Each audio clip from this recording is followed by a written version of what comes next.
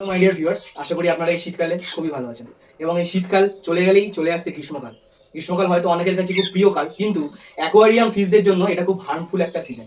অনেক অনেক মাছেদের জন্য এটা হার্মফুল একটা সিজন। তার কারণ হলো অনেক মাছ যখন বেশি টেম্পারেচার পড়ে তখন সার্ভাইভ করতে পারে না। তো আজকে এমনই কিছু মাছের নাম বলবো যেগুলো আপনারা আপনাদের ট্যাঙ্কে খুব ইজিলি ভাবে রাখতে পারবেন এবং টেম্পারেচারও কোনো হেরফের হবে না। তো দেখুন শেষ পর্যন্ত ভিডিওটা আপনাদের জন্য, আশা করি খুব সাহায্য হবে।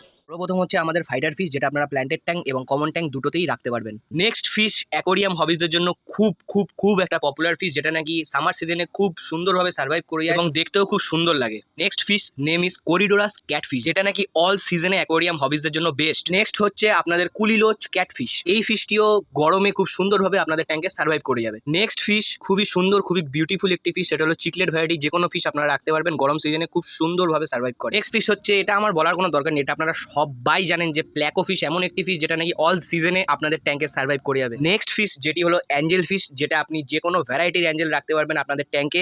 এটি খুব সুন্দরভাবে গরমকালে সার্ভাইভ করে যায় কোনো দ্বিধাবোধ ছাড়াই।